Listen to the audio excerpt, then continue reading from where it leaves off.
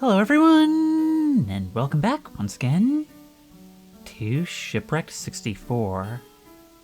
I found a lot. I have made some major revelations, and those things have only led to further questions. So I'm going to show you what I have so far, but it's the kind of thing where you just never really know when it's truly over.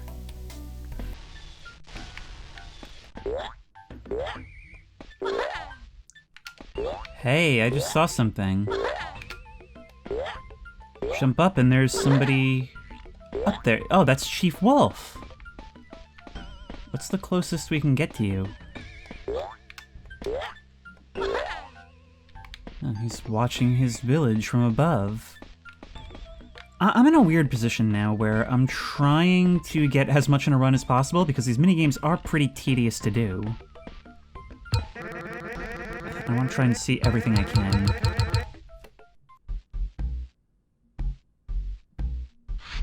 Come on.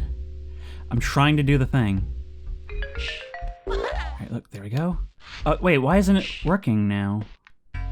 No, come on. It would be extremely difficult to actually get this to work, I think.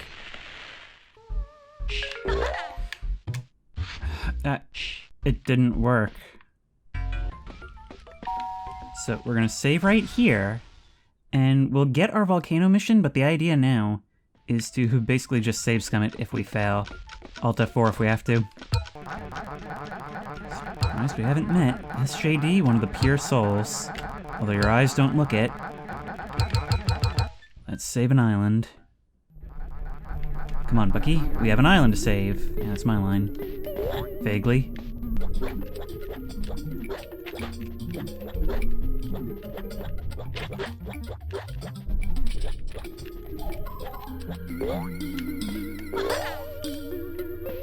Okay, there's that hurdle made. Yep. Just gotta be ready. It's not so bad if you're prepared. This is where Bucky earns his wings. I don't know what I'm talking about. I just have to keep up commentary while doing this. Come on, we made it. Alright. Should be able to make this jump. There we go. Oh wow, there's actually not that much more to this. I had hyped this up in my mind as something that was like near impossible. There we go. Oop, don't fall off now. There may be more to this still. Have we won, or are you just bringing us to the next location?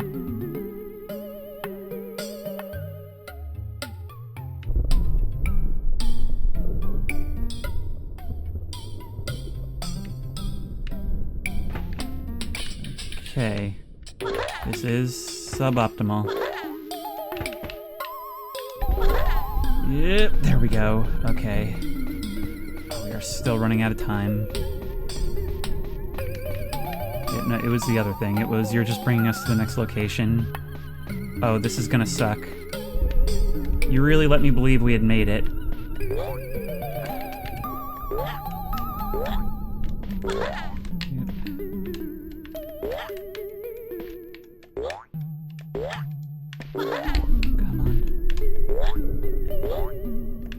We've still got time. It seems low, but we gotta remember that we've still got time. Problem. Where are we going? Oh, okay, that curves down. That's alright. I thought I had to make a really impossible jump. I'd really hate to lose it now. You did it! Good job, and apparently so did you. Alright, let's go get that boat. This was built up so much, I'm unreasonably proud of it. But it feels right, you know? It feels right that only now do we get the golden ending. Look, it's still here and intact. Only thing is, we're gonna get the 97 dialogue for the credits.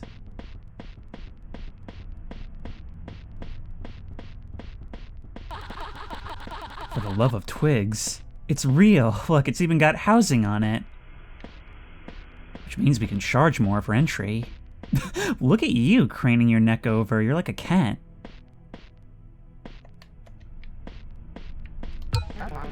Well, Bucky, You know what to do.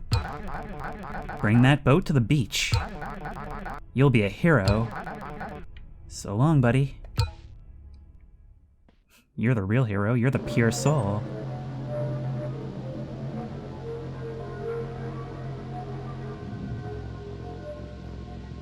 You get the achievement, A True Hero. Save everyone on the island.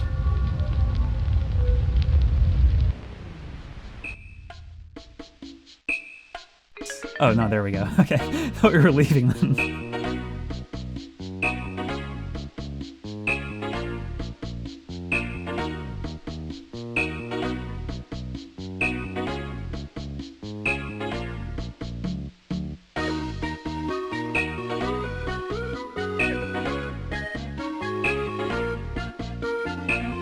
Well, that's a satisfying conclusion. I actually legitimately think that would have been widely praised in 1997.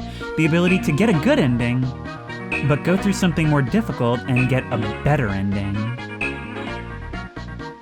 Also, it is worth noting, and I forgot to mention this before, Wolf was Connor Thomas. So it makes sense then that he would be the watchman of this place, the one who's destined to go down with the ship. And accepting that role.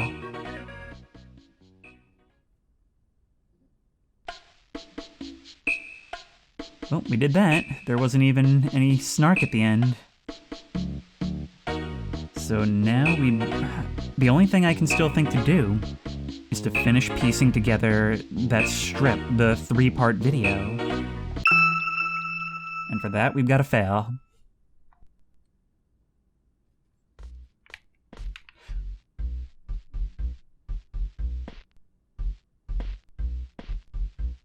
An eyeless Olivado. I don't think I've had this happen before. After I fail your game, you're following me around the other. That is creepy. I really like the idea that if you start taking things apart, this game will start to follow you. Things will bleed into places they weren't before, depending on the order you do things. Let's remember, though, I am trying to fail this. She's gone.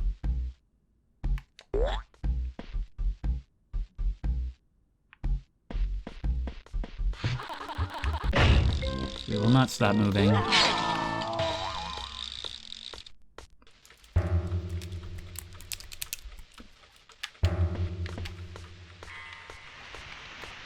Olive, you're here as well. Out of all of them, it always seemed like there was something particularly strong about your presence. It's weird. It almost feels out of order coming back here and doing things now. We can't even talk to you at this moment. We gotta get back to the hull.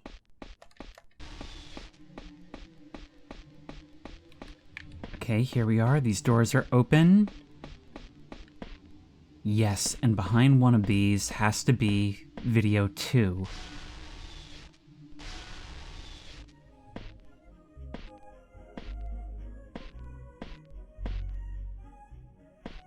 It's like yet another game dev office.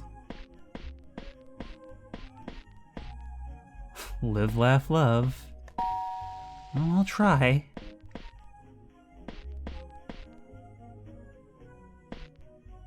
Wait.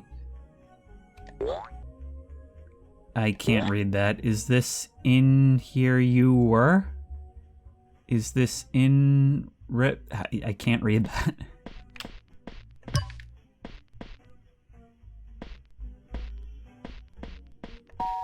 So I guess it's gonna be like before. We probably have to find several buttons. Yep. Find several buttons and open several doors. Question is, how are we gonna do that?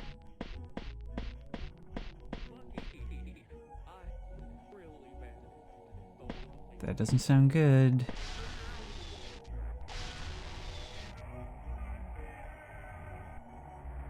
Is that Beaver Scratch?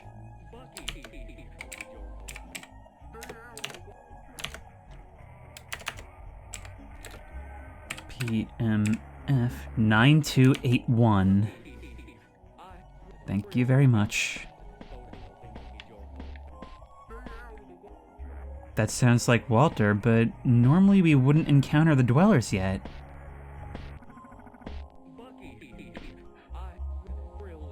But we can get a glimpse of you. Okay. That's creepy. It's pure luck of the draw that we didn't see this first, and I'm honestly kind of glad we didn't, because your introduction was very exciting. Can we see anything below the grate? The other button, gate control. Alright, 1 second. 9281.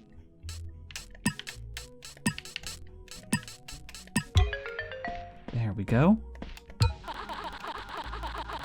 Ooh, that's a lot. Affirmations 1.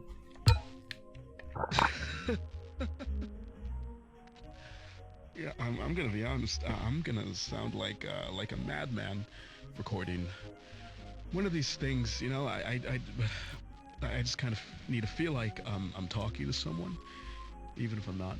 So, yeah. Shit. Where to start? You know, this week hasn't been the greatest. Well, let's say it lightly. No, this week has been horrible. Everything feels like it's just going off the deep end, and I'm just starting to wonder how much I got left.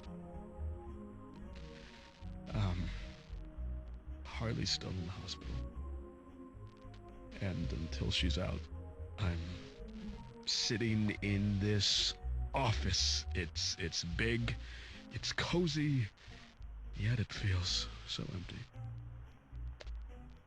Not a single soul has entered this room in days, aside from, you know, myself. But you know what? It doesn't matter. Just remember your affirmations, and you'll be fine. That's Mark. We still don't know the exact nature of what was going on with Studio Grounds, but I mean, it seems like it's a case of somebody who knows more than they're letting on, meeting up against somebody with insane ambitions. So they're both sort of villains and victims in their own way. Oh, that's 3. I see, that opened this. So now we can do that. And that opens one of these things, but wait, we didn't get 2.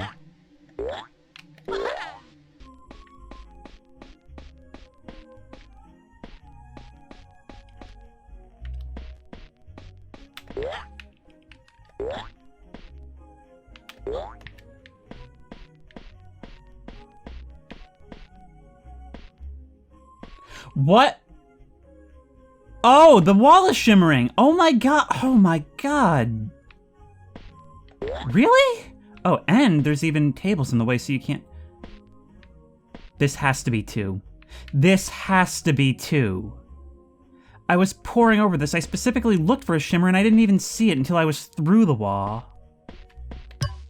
There we go. We've got it now, and I don't see much point in even trying to watch it in YouTube. We may as well go straight to the editor. So here we have it. Here's Vegas. Actually, no. No.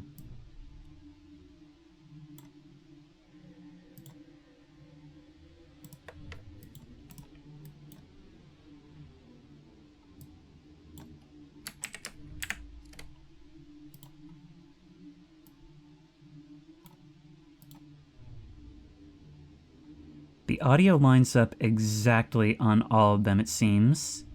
So we're gonna open up the pan crop window, and we're gonna create a mask. And we're just gonna mask out all that side of the screen. Let's make that a negative mask. And that'll be all 3. I am so excited for this, you have no idea. At last, I have them all.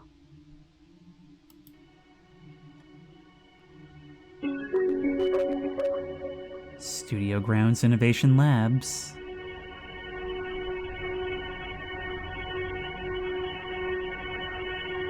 All 3 victims.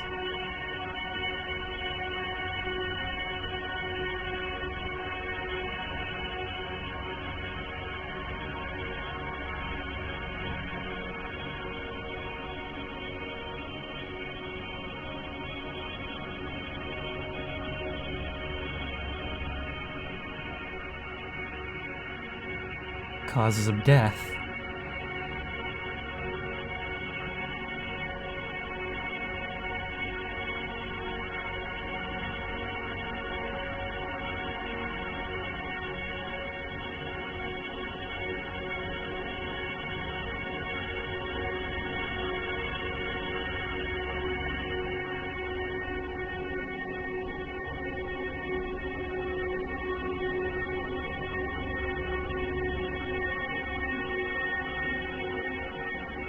Olivia Finch was found at the bottom of the lake right outside the cabins at Broadside Beach's staff quarters.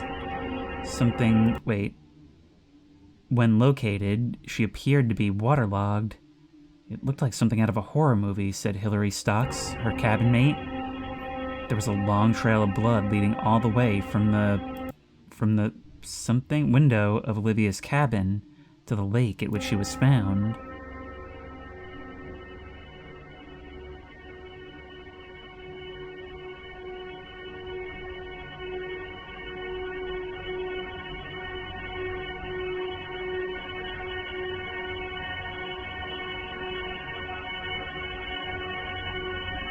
Gary Wilson was found in the Broadside Beach staff kitchen, blood surrounding his face.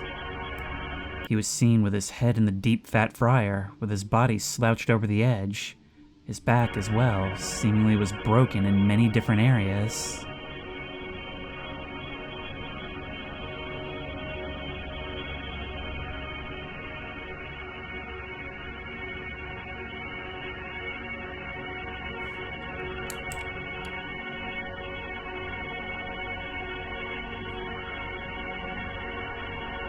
Nathan Stewart was found in the Broadside Animation offices, with several large gashes in his face.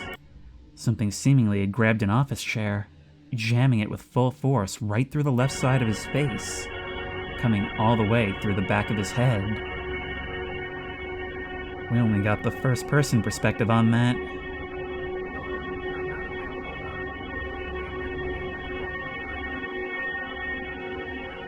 Starling conversion. Oh, wait, this is big. I can hear Olivia's phone call in the background. Starlings. Oh, wait. Starlings are a creature that is, in part, manufactured by Broadside Innovation Labs. Found on the Broadside Beach something attraction? An island previously known as something Terra. A strange mineral was found in what workers called something heaves? Large holes in the island, full of veins and seemingly some kind of strange fleshy substance within the dirt and rock of the island. When researched, this material seemed to possess strange abilities. Every single chunk of the material appeared to have its own pulse. The masses of flesh. This was something that you found within the island itself. No wonder there were anomalous things happening there even before. But starlings, are you talking about the stars of your show? Please tell me there's more.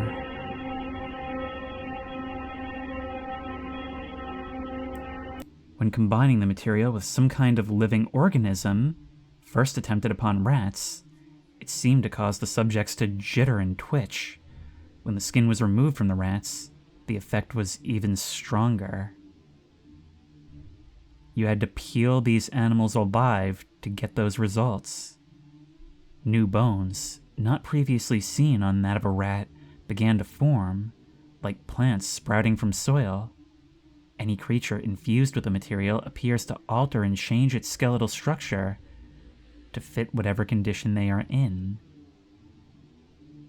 Like the suit of one of your characters. This just got about 100 times creepier. When the 3 victims emerged, it was in our best interest to fix that before it became a public ordeal.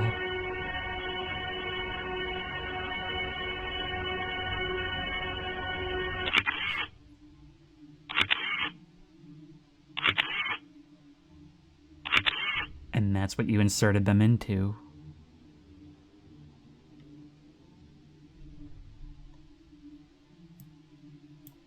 That is absolutely wild. Okay, no, this just took on a whole other element and we've already beaten the game. This is the most important find in the entire thing. They weren't just ghosts. Broadside was making monsters. And I guess in the end, there were some that they can't account for. Well, here's my next question then. Since none of this ever became public, at least until now, decades later, what became of those creatures? Are they still out there? Based on that extra Mimi Vandal, I'm inclined to think that, yeah, they probably are. Oh god, did they even maybe produce the official marketing material with them?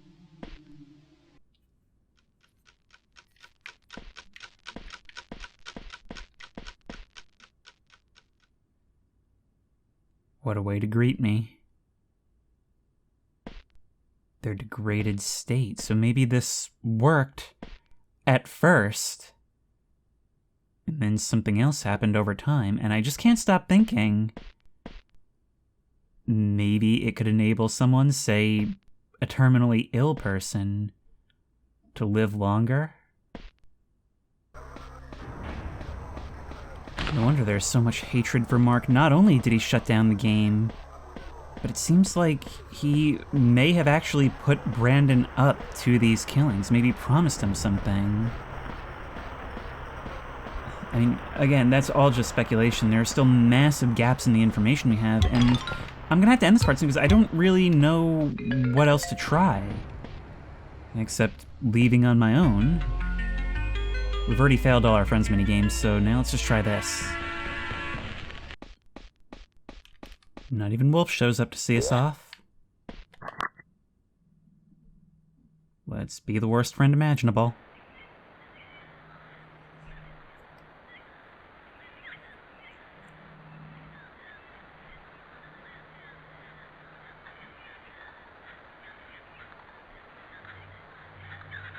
No. Oh, Peggy, thank you.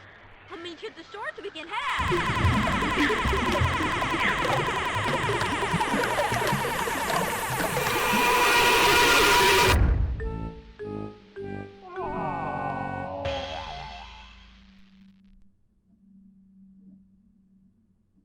So don't do that, is what she's saying.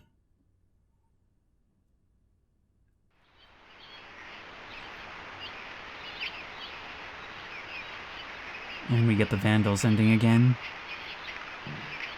Just for the sake of completeness, I went ahead and Googled where the final secret is, and it says behind the false wall across from Giovanni, but after it's closed, so I don't know if we have to fail you or complete you. Alright, let's see if this actually worked. It did. This one doesn't even shimmer, no wonder I never found it. It's an invisible wall, or, yeah, it only exists if you fail the minigame 3 times. But there's more. This door is textured like the walls around it.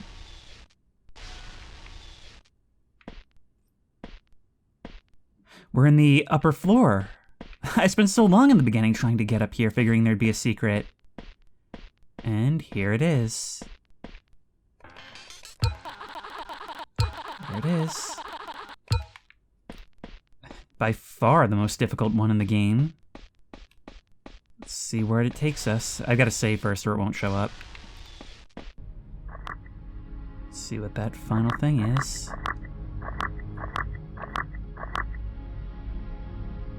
Studio Grounds Husk. They may have put you up to this at one point, I'm not sure, but your final state in this world certainly wasn't intended. The only other thing I can think of is to try these unwatched EB Cogware videos.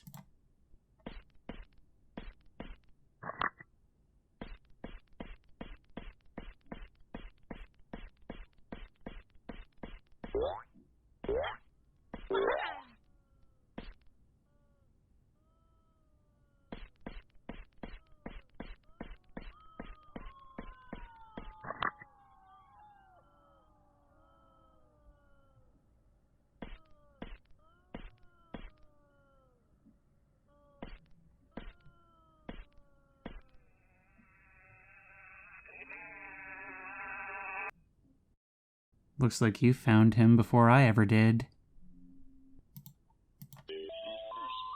Intelligent.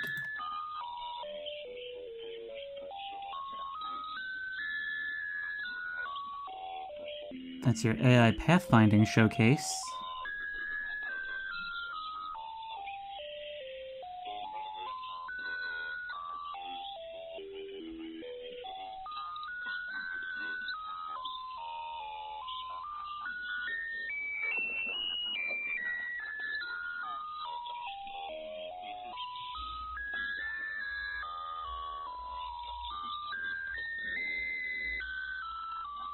That's quite interesting pathfinding. Quite interesting pathfinding indeed. Oh, wait. If we skip forward, huh? Is this going to be one of those major changes that happens slowly over time?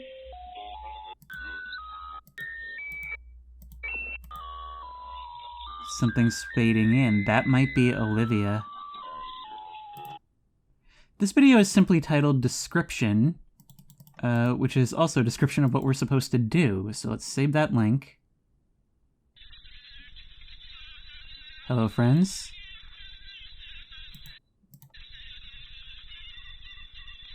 Huh.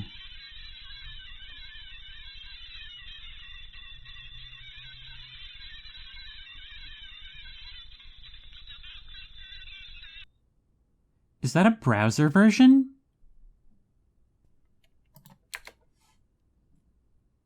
Hello, friends. EB Cogware here. I wanted to share something with you guys. I don't know if my team has fully approved this decision, but I want to express my gratitude to you guys. I can't promise this page will stay up too long, so we'll see how it goes. In the next page, I've attached a special little gift for you guys, as a showcase of my appreciation for your support on our mission to release this game to the public. You may need to activate hardware acceleration in your browser if you have any issues, and you'll need to be on PC for this to work. The following is an old debug zone from an earlier point in development, specifically 1996. We used this to show the Broadside team what we had been working on at this point. I took a few days and restored it myself. I hope you guys like it. Okay, so this is going to have to be played with keyboard.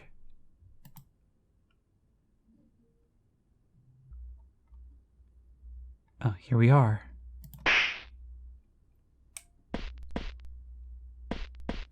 We've seen this, yes. There was a clip of this. Only available on the internet. That is crazy. It says height tracing and climb. Step up. Jump. Jump again. Climb. You did it.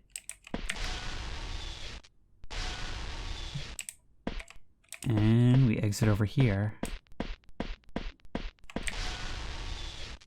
We can enter that door from behind. There's so much we can break down here. This is a playground. NPC with ID and mouth at him. Hi. This is Olive. My character ID is 1. Liz, replace these scripts. Chests with coconut. Ooh, we get a coconut from each. There we go. So I guess this is just where they bring in all these assets to check that they're working properly. In this case, I guess the random chance to actually have these release one. Chest empty on one side. Being able to pick up and place boat parts. The nav mat. I'm Wolf Variant 1. My character ID is 10. I'm the rude NPC. When writing lines, make them negative. I am Wolf Variant 2. My character ID is 9. I'm the optimistic NPC.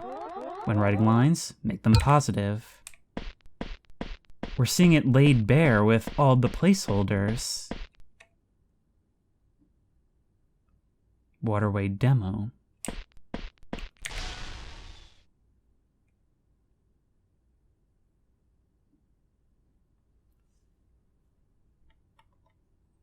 We can actually try these things right here. Also, sorry for the clickety-clack of the keyboard. I was not expecting to be using keyboard controls here.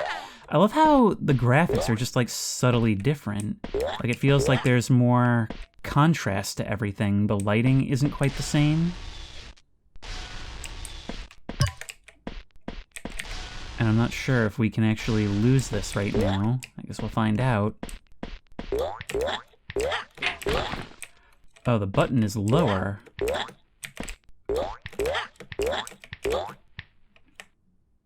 Hit you on the way down.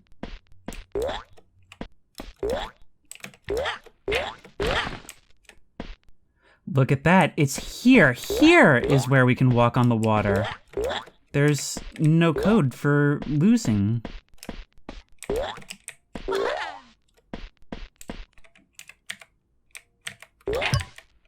This time there's a button right here. Do I even need to come all the way up this time? Oh my god, this is so annoying on keyboard.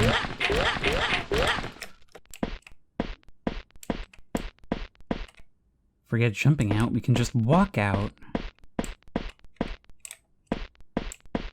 And have a peek around.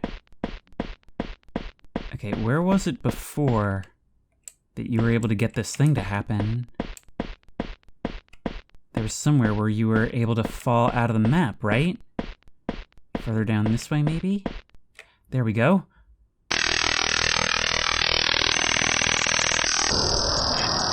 It was Wolf and Horns.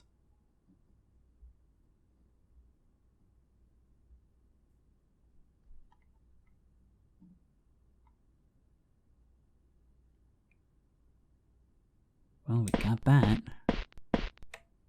I thought there would be dialogue there, but there wasn't. Menu?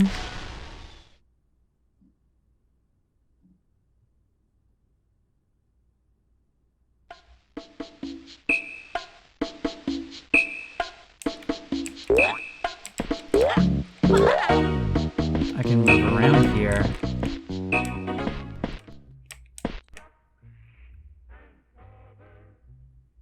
We know what that means. This is something I had totally neglected to think about, but yeah. You can experience these things totally out of order. Wolf's over there watching us. He's been watching our progress the whole time. But there's an invisible wall preventing us from going to him.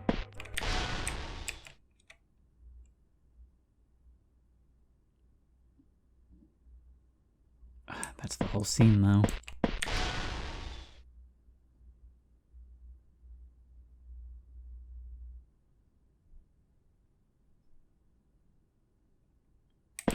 As for here, I believe I remember there being something to do with up there.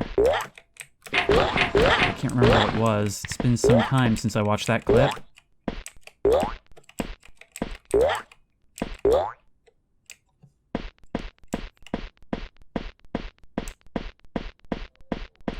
There's a chest. Found a secret.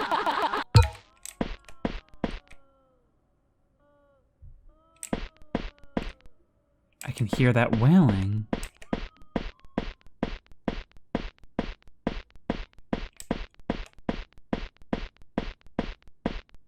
Why is that the most unnerving thing in the game so far? Just being able to hear the sounds of distant wails on a completely empty dev version of a map.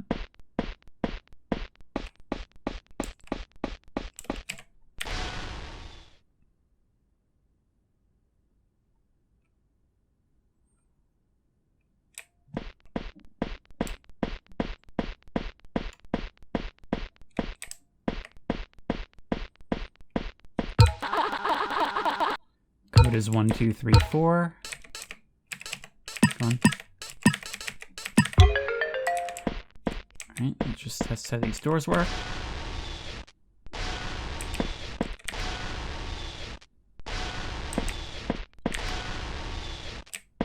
And this is a different kind of door. Nothing behind the sign either. OliviaCall.wav. Hello, we are not available now. Please leave your name and phone number after the beep. We will return your call. You showed up at the door again. Yeah, I think we've heard this one enough times. About This one's titled Demo. Cogware was forging new frontiers back in the 90s. It's a shame that kind of energy didn't carry over into the 2000s, but it's no big deal.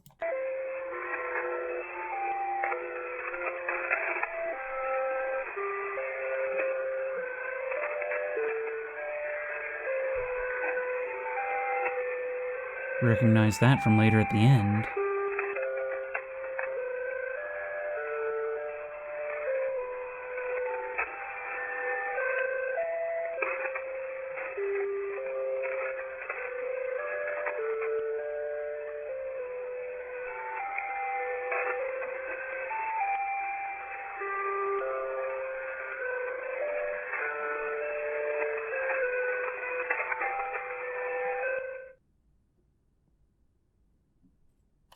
Okay, I don't know if we learned anything new from that. Jail 2, I could have sworn we've seen this one.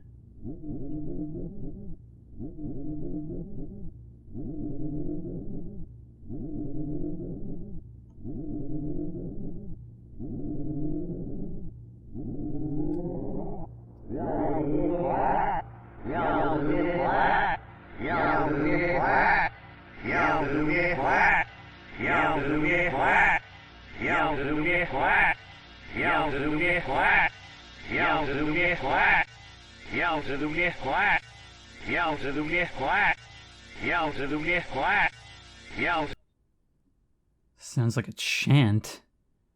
Okay, we're gonna reverse that. Let's reverse it. Life. Al paid with his life. Al paid with his life. Al paid. Yeah, it's this again. Same thing. Still not quite sure who Al is, actually. This final one is titled simply Booth. Just me testing our demo to make sure it was ready for the convention. All gun functionality was stripped for this show, so it was a little boring, but it's fine. People still thought it was interesting. Gun functionality.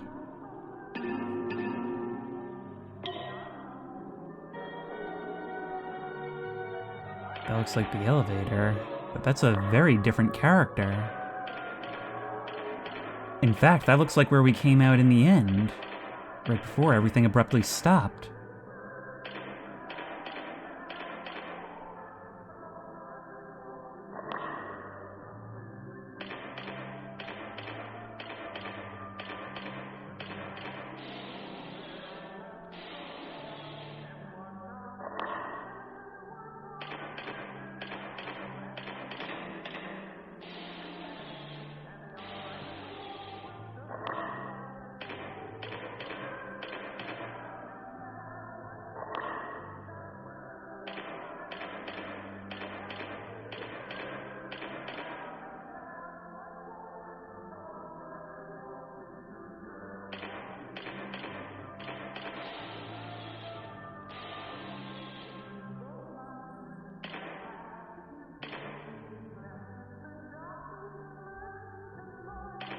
You look like you're starting to split in the face.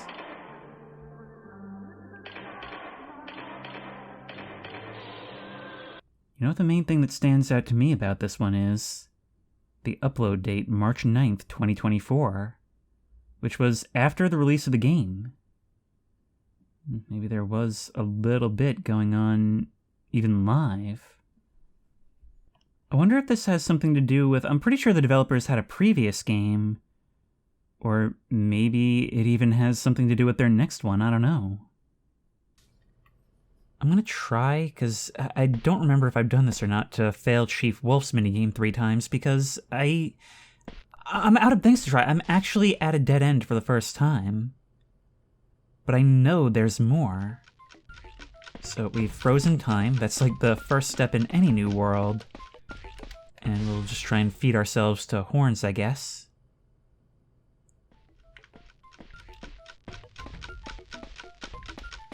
The thing is, you become so much more interesting, and you've been one of the characters that hasn't really been expanded on the entire time, but learning that you most likely are Connor, it only makes sense that you're the one watching us progress, kind of helpfully guiding us along.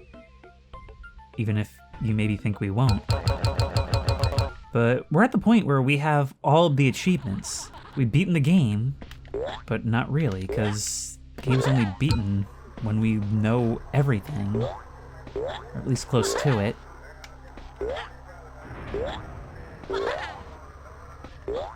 Right, horns, we must not be afraid of failure. Ugh. And failure is quite scary in your world in particular. Alright, moron, remember you can drop the parts. If horns is too close, drop and run. Then come back and snag it later. Where are ya?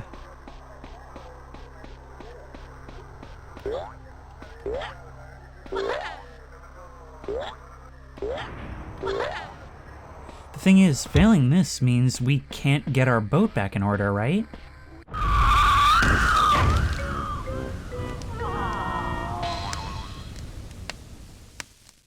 Actually, now that I think about it, it may be failing Walter's minigame that causes the flames to appear. Because I saw it say somewhere that it does that basically to indicate that there's no point in doing it anymore. Maybe that's when you can't save everyone because you don't have enough boats? You know what I was just randomly thinking about?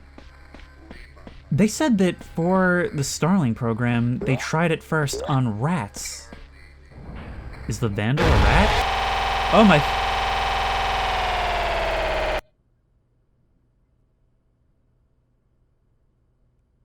A difference has occurred. Yes, okay, I can't believe I've never done this before. It seems so obvious. Before we speak to you, Wolf, what's on the computer? A dev window, of course it would be. Hey, Bucky. What are you doing here? Answers, isn't it? You want answers. I hate to be the bearer of bad news, but there's nothing for you here. I don't feel bad if you left empty-handed, so I'll give you a little treat. Check it out in someone else's level. I'm busy though, so please leave me be. Well, you are the lead dev. Alright, let's get out of here. Try it out in someone else's level. Oh, and the door has opened. We failed, though.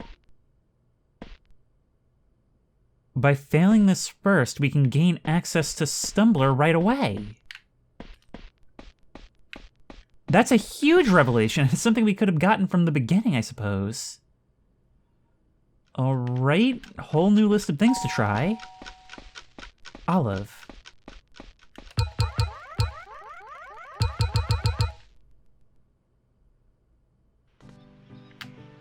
Alright, let's go.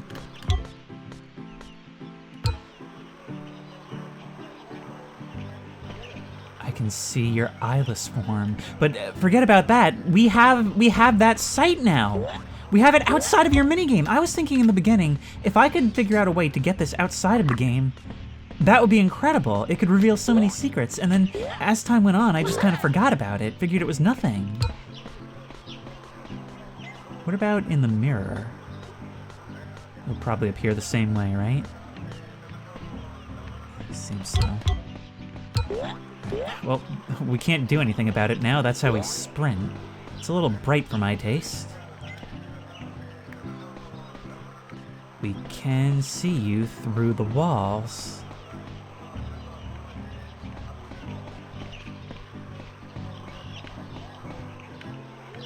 But I don't see anything else worth doing. So I'm thinking, is that maybe Mark? And considering this entire game hates his guts, and now we know why. If we creep up and out of here, which I guess we didn't need to do that. I mean, does that show something? Look at Olive still trying to follow us out there. What about down this alleyway? I feel like there's gotta be something to this, right? Well, yes, there must be, because look! That's the area we came from, and that's a hallway jutting out of it. I've been here before, but I didn't register that. And we fall right on through. There's something going through there. How do we do it?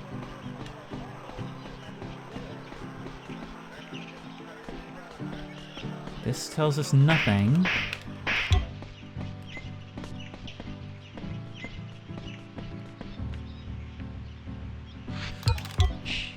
There's a button down there! Wait, there's a button over there! I need to know exactly where it is. This site doesn't show me where it is. It only shows people, I guess. The only way to really see it is to drop down. I don't have a lot of time either. Alright, using this as reference. Oh, it's... I don't even need it! There's an invisible floor! Dancing in the dandelions.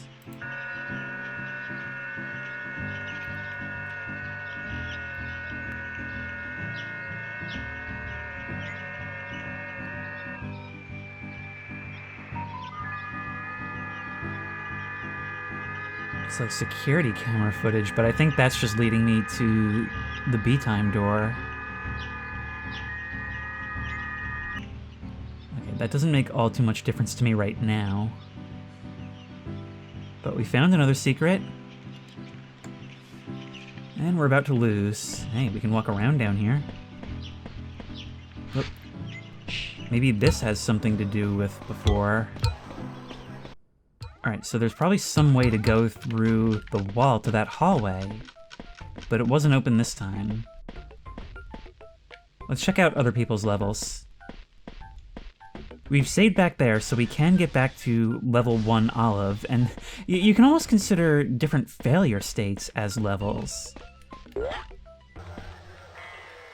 Look at that, it's like what we see is an outline of your rigging, I guess. Like your skeleton. Is there anything else for us to see, though? I mean, I guess we can see these things and whether they're smoking through the thingamajigs. Not that it much matters.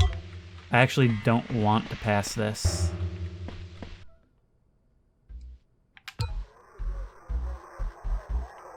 Okay, here we can see the ovens. Look at that, this reveals the boat over there.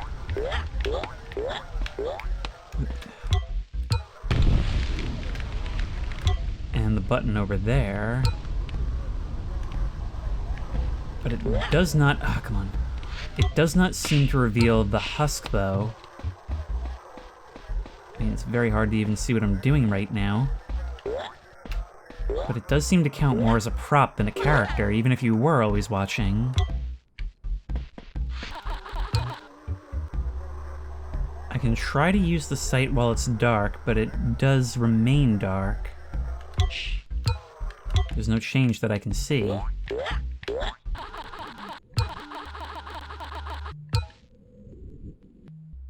Somebody had the idea of just continuing to stare at our reflection for a while. Is there a reason for this? Do I maybe have to just not touch it? I don't know if the hooks come when I try to leave, or if it's after a certain amount of time. I just realized there is a ceiling here. It's a cave. Nope. I can't get any farther.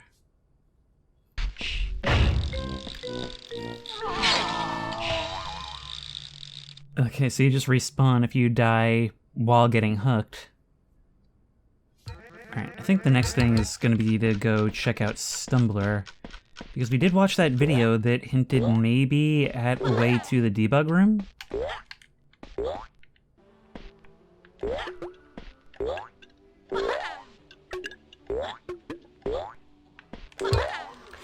Wait! Whoa! Wait, I hadn't even thought to use the sight here. Hang on. I forgot about it because it didn't really do much in the last parts. You present this pretty much the same as anyone.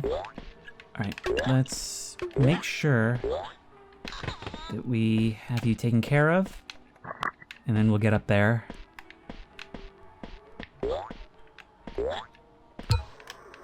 No wonder he unlocks your door. There we go. We open that.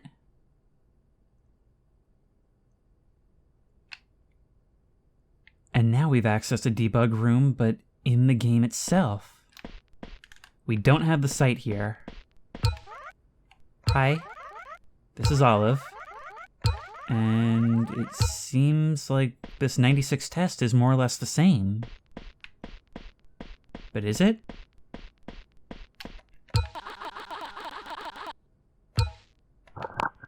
Heya, Liz here. Wanted to just throw my hat into the ring. Connor said he would be recording his work on the game, and I wanted to try it myself.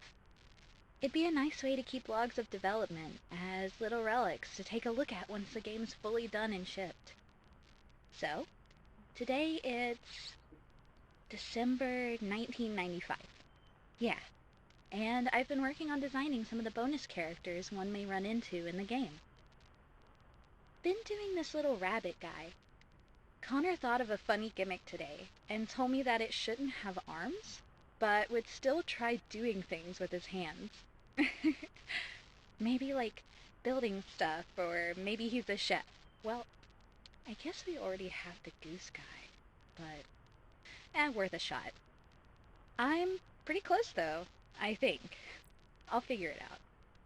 Aside from that little guy, I've also been on a roll with designing and modeling props lately. Just yesterday, I finished the oven models, a tree, boat, and a little safe canvas, too. Wait. Canvas. We could use that in... What if the bunny guy was an artist? Sweet. Okay, I like that. Anyway, not that much else to show, aside from that. I'll cut this short for now, but I'll record again once we get a bit more progress on it. Doesn't that just figure? You're the creator of the first pure soul. Still, I guess it just goes to characterize them in that way, as almost like the devil on one shoulder and the angel on the other, where Liz has the directive of making this fun little bunny guy and is pretty much responsible for making him the lovable dude he is. But then you have Connor, again, directing this character, but basically saying, oh, and here's a funny twist, he's disabled, but he still tries to do the things he desperately wants to do but can't. And I guess that's funny to him? I mean, it struck me, it seems that Connor was more upset about the game being cancelled than about the murders. Like, this was his baby, and he just saw it as a way to hurt Mark more than anything else. It wasn't out of any sense of justice. But anyway, from here, we can do this. And this version has a regular exit. I'm gonna have to go through all of this again. So if we go to the waterway demo here... Hang on.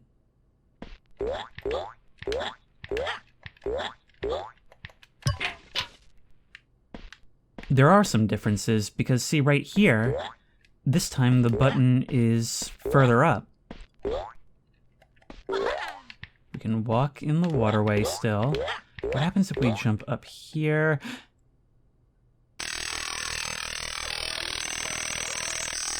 We can see them in the boat out there.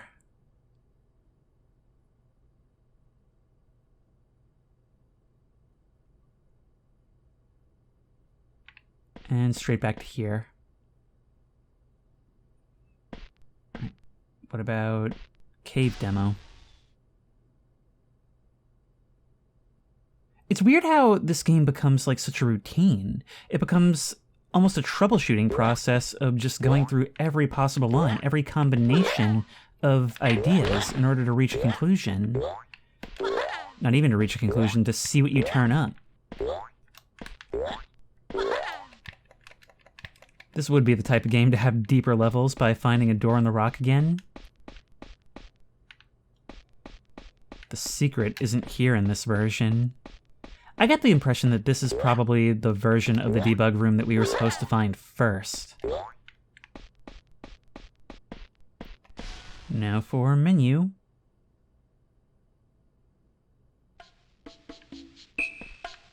Where we can move around. I wish we had the sight right now. What if we try pressing the button directly? Can't.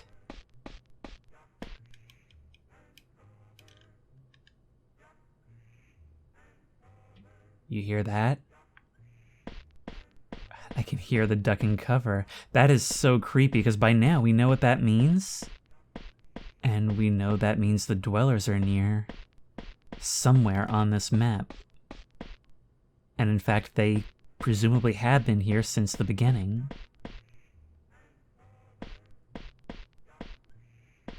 You're actually facing away, fading out! You turned and walked out of here. What if I spend some more time here? Look at you, just frozen in place.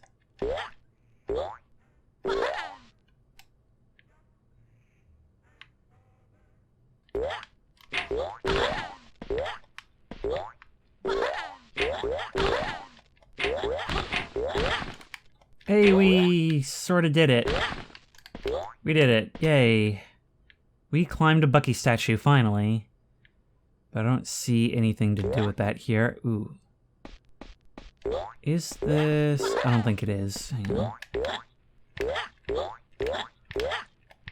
on. There seems to be an invisible ceiling. You guys thought of it. You thought of it and you got ahead of me. Well, I seem to be once more at a dead end. I don't know what else to try. The boat is just here. Even though we failed the minigame, we shouldn't be able to leave, should we?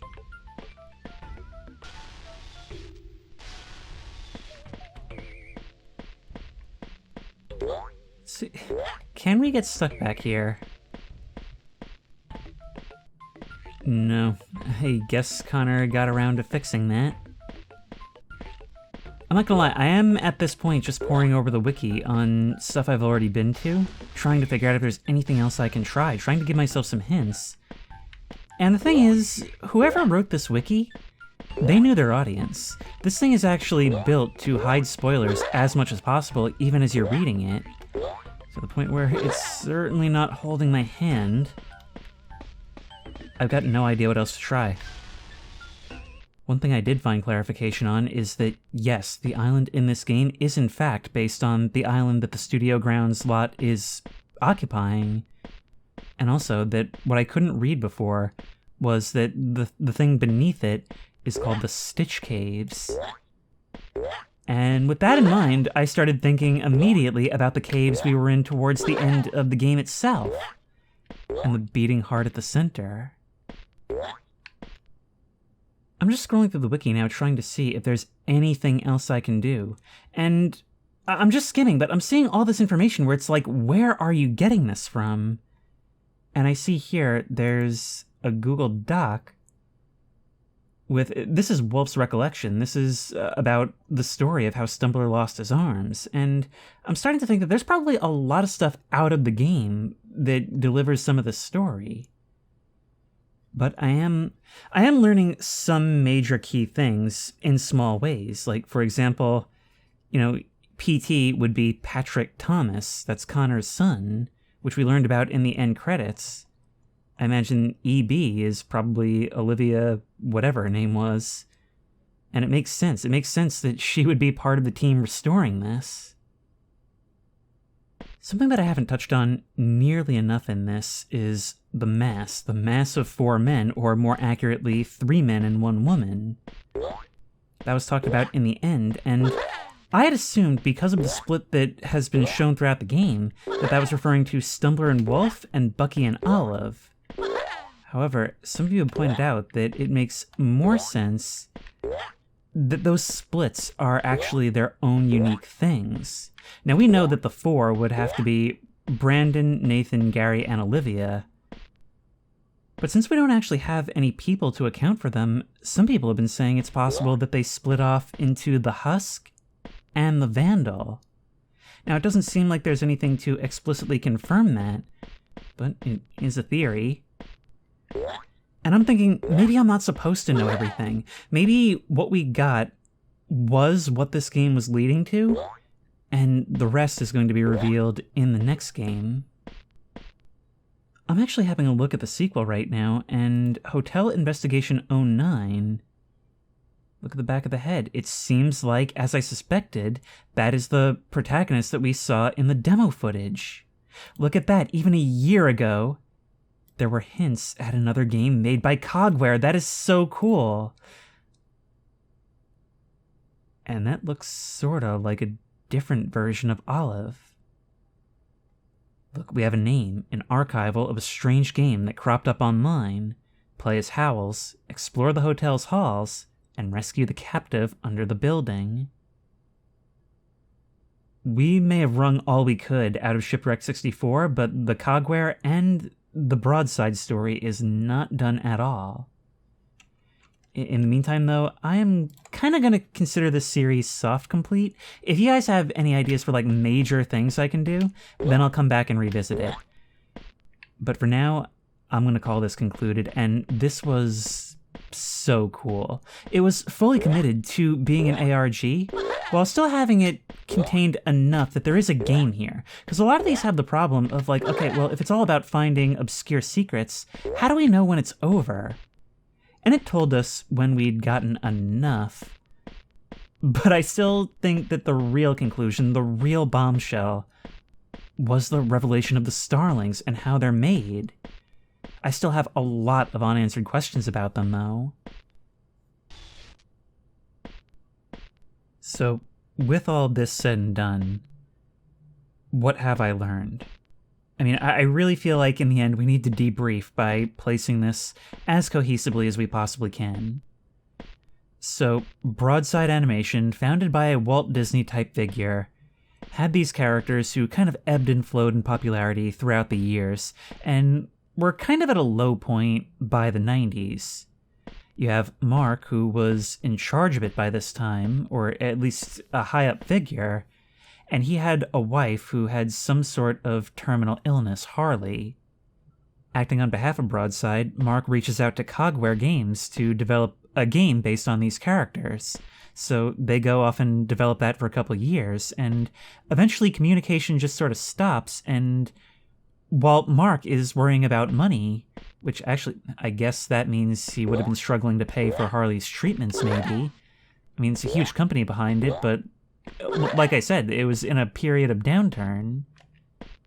And so they just stopped communicating for a while, and so finally Mark demands to see the product, and he is not impressed with it, and decides to cancel it. Now, Connor is absolutely furious over this decision, and having come into this flash drive that had the information on it, decides to take matters into his own hands, and releases the game anyway, with that information buried within. That's the 97 version. Basically, I'm taking you with me, and I guess maybe he killed himself before the company could take any legal reprisals against him. or even more than that. He talked about how he was afraid at first in those notes that the company was keeping all these secrets, but I'm getting ahead of myself. He talked about how he was afraid after finding out that the company was keeping these secrets, but I guess he was so invested in this project that having it canceled pushed him over the edge, and he just decided, okay, I'm taking us both down. I mean, that could have been bad if they had decided to go after Liz and this Harry character that we heard about, like, once. But anyways, meanwhile, over at Broadside, on the island where the studio grounds lot resided, and this is where we have a lot of gaps, they had discovered, basically the mystery flesh pit, they had discovered these stitch caves where there was some sort of flesh, some kind of mass that could reform tissue. They tried it on rats. They, I guess, tried it on people as well after Brandon murdered his fellow voice actors. And that's the part that I still don't understand. Why did he do this? Like, was this something that he did independently of Broadside, and now they were like, well, we got these bodies, we might as well see what happens when we put them in the pit? Or was it something else? That I still am fuzzy on. Now, either way, these starlings, we know that they corrupted over time, and eventually became the mass of 4. I think that's the order of operations, but what about before that? Like, did they ever behave as they were allegedly supposed to? Were they even the ones in the trailers for the game? In any case, come the future, the son of Connor decides, we need to bring this back. We need to honor him by getting his message out. And so he tracks down the developers, and I guess some of them agree to help, including Liz, and we get the version we see on Steam today. We were told that this was the original 97 version, but that's not entirely true, because they also put in these buttons with links to their YouTube accounts. Obviously, that wouldn't have been a thing in the 1997 release. Even if YouTube had existed, there would have been no way for an N64 game to link to them. Which does raise some plot holes, because some of those videos contain information that leads us to some of these codes, so it probably wasn't possible to dig all the way down back in 1997. I'm actually wondering, given that we saw the blotter monster down in level 5, is it possible they actually gave the flesh pit treatment to Rex at some point? And we really didn't learn too much about that, but its manifestation was truly nightmarish. See, that's the thing I love about this game, though, is that I came in expecting, okay, it's going to turn out that the game is secretly haunted and it only revealed itself to children after a few days from release. But there's so much more to it than that. There is a potentially supernatural element, but it's just as much about the people, if not more so. About their flaws, about their internal politics, and just the breakdown of two separate entities, neither of which really knew the extent of what they were dealing with. I think my favorite element of this game is the fact that this was contracted out by an existing animation company, because it would have been so easy to do the creepypasta thing and say, oh, one of the coders went insane and wanted to traumatize children, or the cast were murdered and now the game is haunted by their restless ghosts. But instead, what we have here is a situation where the developers are actually more of an innocent party than the property holders. They had no idea what they were getting into when they took this on, and they had no idea what they were getting into when they burned this bridge, or rather, when one of them burned this bridge. Another thing that's been bothering me is how some of these characters are unaccounted for. I mean, each of the main characters, Bucky and his friends, they're attributed to voice actors. And I'm pretty sure they weren't Cogware devs. I'm pretty sure they were all Broadside people. Maybe even the same people who did the voices for the cartoons, I don't know. But in any case, I'm pretty sure we can tie Connor to Chief Wolf, but I was confused about Stumbler for a long time. And I think it's pretty clear in the end, even if she isn't dead, even if she isn't literally haunting the game, Stumbler takes after Liz. Which is why it makes sense that even after the way that meeting went, the audio recording, Stumbler is kind of the only one who still thinks Mark can make things right. we saw that the Vandal never stopped pursuing him. And I'm wondering if maybe Mark is still out there. Maybe Mark will feature in some way in Hotel Investigation 09. I had really wanted to avoid using the wiki for anything, really, and so I've stayed away from it as much as possible during this Let's Play. And you can't say that the game doesn't mostly fill you in on its own. I mean, we got to the credits and beyond just on the game and the linked features. But the problem now that I'm running into is that I still have so many unanswered questions about this game, and so in trying to dig down, I've been not reading the answers, not reading the full wiki pages, but rather I haven't been able to help but see some of the discussion surrounding this game, and I'm seeing these huge bombshells, like things like, I haven't even seen any allusion to that. How do we find this out? And the way I've been trying to put myself onto that trail is by reading up to somewhat relevant things and even scrolling down to the cited sources to try and figure out where these things come from. And increasingly what I'm finding is that these things come from like a deleted Twitter post from a year and a half ago, and it's just these huge major things that the community just accepts as part of the lore. And so now we're running into the thing that I really dislike about these ARG-style games, and that I was worried would be more present in this game, which is that it's all things that are like very distantly connected to this, and nothing accessible through the game itself. In fact, some of this stuff may even be considered cut content that isn't even meant to be counted anymore. It's just so hard to know what I'm actually meant to have been able to figure out. But there are a couple of things that I do want to talk about. This page is actually very helpful because it sort of compiles things that people have asked to Stumbler directly via social media and have actually received responses from the account. So there's some decent things here, although he is cagey about touching on certain topics. So we have this post right here. Hello, Stumbler. I was a little nervous to email you, to be honest, but I hope you're having a wonderful day. I'm emailing on behalf of the Cheese String Lore Coalition. I've got some questions for you, me and some of my friends are very curious about. I'd be very happy if you answered them, please and thank you. Are you aware of the existence of a Bucky starling/dweller?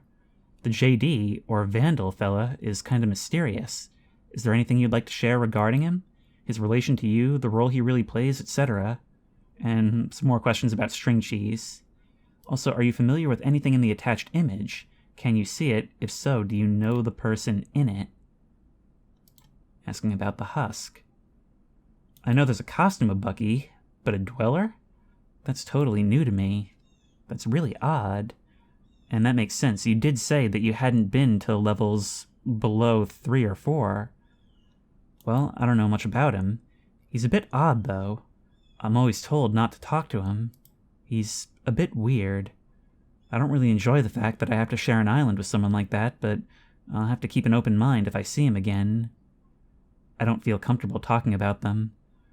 I'm sorry, but there's some things I just have to not talk about because it makes me feel really uneasy, and this is one of those things.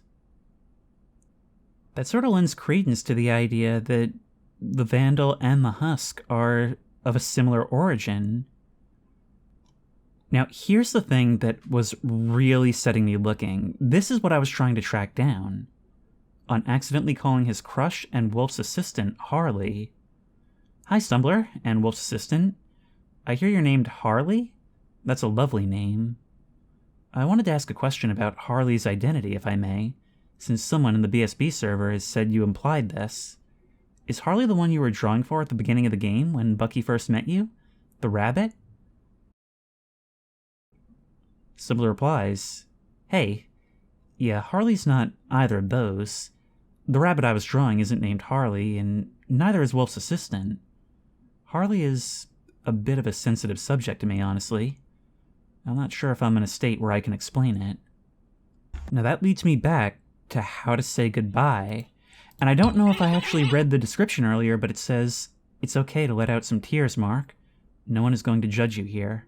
It's just you and me. Deep breaths. We'll make it through this. Even if she's not here anymore. Which seems like it has to be in relation to Harley. Now, again, this is one of those things I could not help but glean from reading comments and such. I had said that Stumbler takes after Liz, and to an extent that's true in the attitude. But what I've learned is that the character was actually created basically by Connor to mock Mark over Harley, kind of like he did in that tape in the end. And in fact, again, I have no idea where we learned this, but apparently it's because she had to have one or both arms amputated at some point, and this was specifically to twist the knife. And so this actually adds one of my favorite things, I think, about this story, if all that is true, because this is a character made in total malice, a mean-spirited joke against the character themselves to begin with, but much worse for what they really represent. And yet, being made by Liz, they're the most helpful, kindest one to actually gain some sentience out of this. I don't know, I don't know if irony is the right word, but there's something poetic about it. And I want to use this moment to talk about what I believe, in retrospect, is the best, strongest thing about this game and its storytelling. And it's a big deal because it's kind of its central premise. You enter this game expecting to find out that it's haunted, or that it was tampered with, or that something happened behind the scenes to lead to the messed up product that we have here today.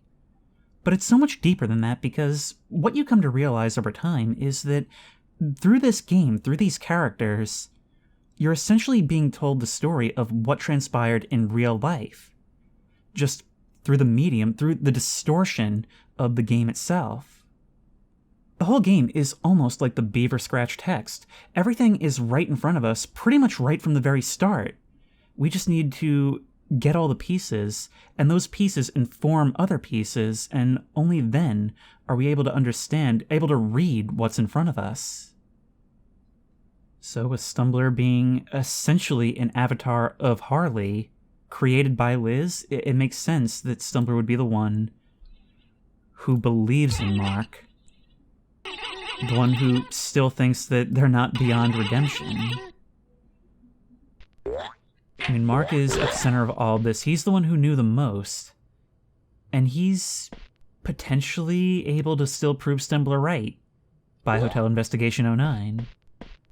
I would love to see that sort of redemption arc, but who knows where it's going. It's very, very dense, certainly deeper than you think, and I would love to delve even deeper. If you have any ideas for how I can do that with this game, please let me know, and please just tell me. But other than that, or at least point me in the right direction. But until then, if you like this video, please remember to like, comment, and subscribe for more creepy and comfy content. If you have any ideas for other videos you think I should do, the best place to suggest that will be at the Discord, which I will link in the description. If you want to try this game out for yourself, that link will also be in the description. If you want to support me on Patreon, that link will be in the description. And as always, I will see you in the next one.